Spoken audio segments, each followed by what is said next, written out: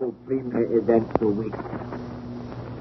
It will indeed go down in history as a decisive point in the world's development. All events have become subordinate in these days to the complete collapse of France. On Monday afternoon, I was several hundred miles away from Berlin in certain military headquarters. I had been learning certain facts from a group of officers whose chief was an old soldier who knew England well. It was a delightful afternoon, bathed in sunshine, and we were taking a rest after some rather arduous exercise. Then we were suddenly surprised by the entry into the room of another officer who informed us that a Sondermeldung, that is to say, an announcement of special significance, was to be expected over the radio in a short time. The senior officer present tuned in. I looked out on the beautiful countryside and the rich green of the luxuriant trees. The air was pure and invigorating, and I felt as if I'd had a month's holiday at the seaside.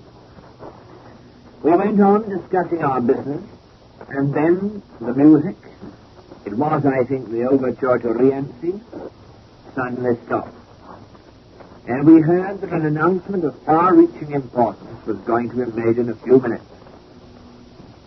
We wondered what it could be. In our own minds, of course, the thought of French capitulation was insistent, but it seemed a little early.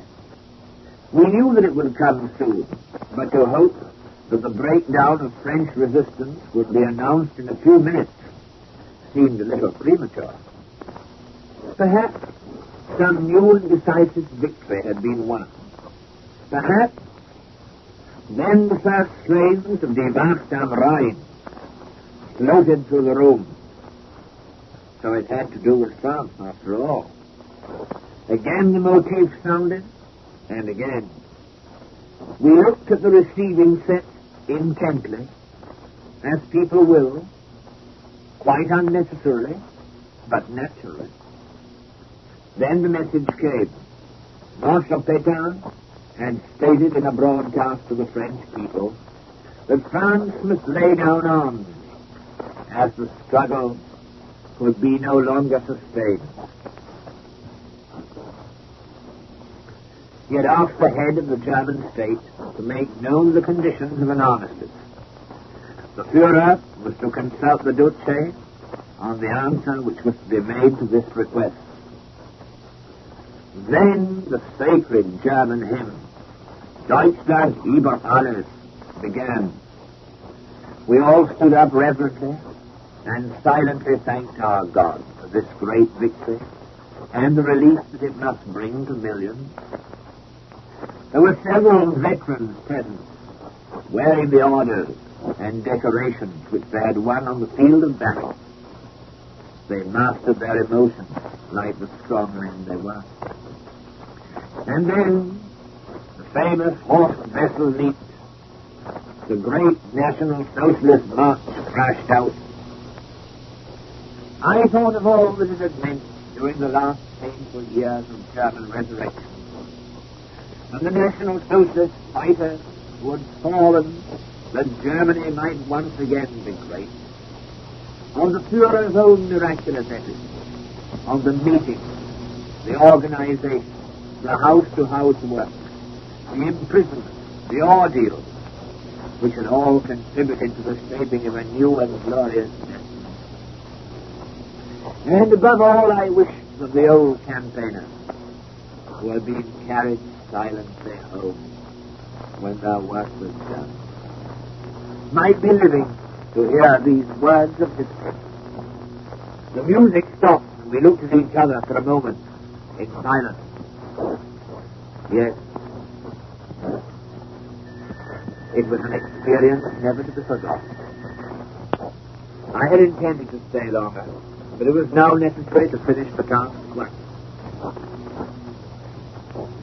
A rapid phone call to Berlin, a few hours of steady work, and I was rushing through the night back to the capital of Great Deutschland. The people of Berlin took the news with calm gratitude. They were happy and proud, but there was no exultation. Rather, there was the clear consciousness of a work to be completed. The general attitude was, yes, we are indeed thankful for this great victory. We want to celebrate. But there will come a time for the celebration of our lives in the near future, when the warmongers of England are laid low and our German peace is safe forever. Great scenes of enthusiasm were witnessed in Munich when the Führer and the Duce met to discuss the answer to Marshal Pétain. Munich, the birthplace of the National Socialist movement, the city where the Führer had once set out with 7 men to unify and restore a nation of 80 million, the city through whose streets he had walked, unknown after the shame of Versailles. Munich, the city from which Mr. Chamberlain had brought peace to England in September 1938, a peace which he undermined systematically by substituting hostility for all his pledges of concord and amity. In those days, Munich had a special significance for England. The millions of Londoners who lined the streets and cheered Chamberlain on his return then saw it as the city of peace, and so it was seen by its own citizens on this historic occasion. Had Chamberlain and his colleagues only been true to the spirit of the welcome that the British people gave to the news which came on that famous Friday afternoon in the early English autumn, men would be living today whose bones are now rotting. But it was not to be. Meanwhile, there was no cessation of hostilities. Had the French desired one, they could have had it by unconditional surrender. That was a matter for Marshal Pétain. Our armies left Paris far behind. With irresistible strength, they swept down south. One victory after another was announced. Lyon, Dijon, Cherbourg, and Brest were captured. The historic city of Strasbourg became German once again. Success followed success with dizzy rapidity. At times the whole thing seemed almost incomprehensible. One never knew what fresh loss was to be added to the achievement of our troops. On Thursday, I was driving outside of Berlin with a friend when we heard the famous Badenweiler March from the radio in our car. This march is always associated with the personal presence and appearance of the Führer. We wondered what it betokened on this occasion. After a while, we heard the news that Badenweiler, a place in Alsace, had been captured. It was the place associated with the Führer's personal march.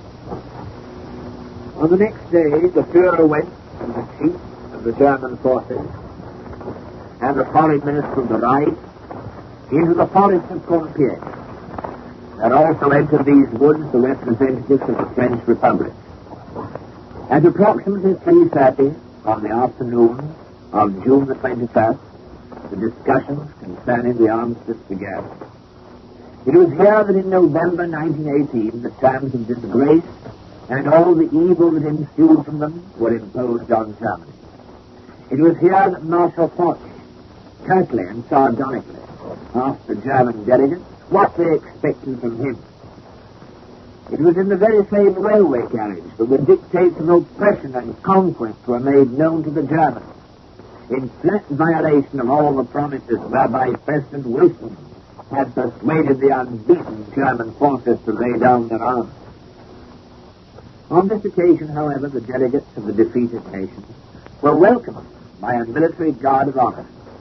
They were personally greeted by the Führer, who, as the head of the state, might well have awaited their salutations. He had taken particular care that no dishonorable association should attach to this meeting with a vanquished but gallant foe. The French representatives were allowed facilities which were abruptly denied to the German delegates of 1918. For example, they were enabled to communicate by telephone with our government. And it is clear that they were not rushed in their deliberations. Fortunately for them, they had to deal with a chivalrous soldier and a statesman too great for any pettiness of mind or conduct.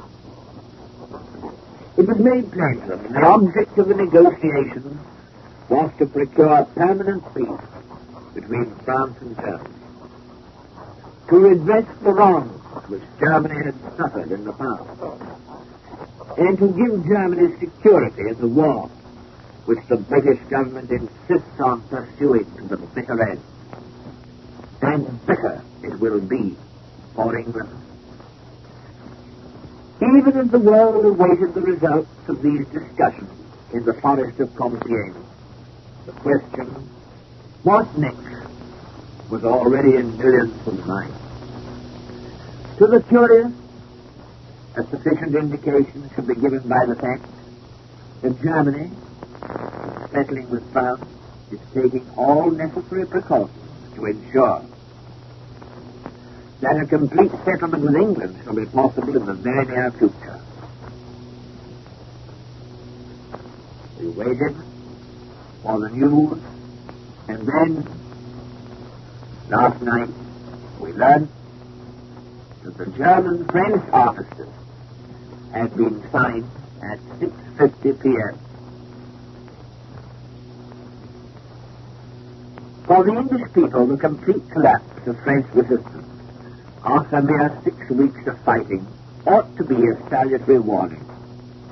The French forces were better trained, better equipped, and more numerous than the British. And the defeat of France within 6 weeks after the entry of German troops into Belgium and Holland is the most eloquent testimony as to what Germany can do in modern warfare. It needs no stressing. The bare fact is so gigantic as almost to pass comprehension. Churchill, the dictator of Britain, is interested solely in the old world of Jewish international finance. If he can't save that, and he won't, he wants to save nothing but his own skin. In the face of certain defeat, he is exposing Britain to invasion and the horrors of war. The old campaign of lies about German weakness continues in England, unabated. The people seem like dumb, driven animals, unable to speak with a voice of their own. Patriotic Englishmen are in prison because they dare to see and recommend the wisdom of peace.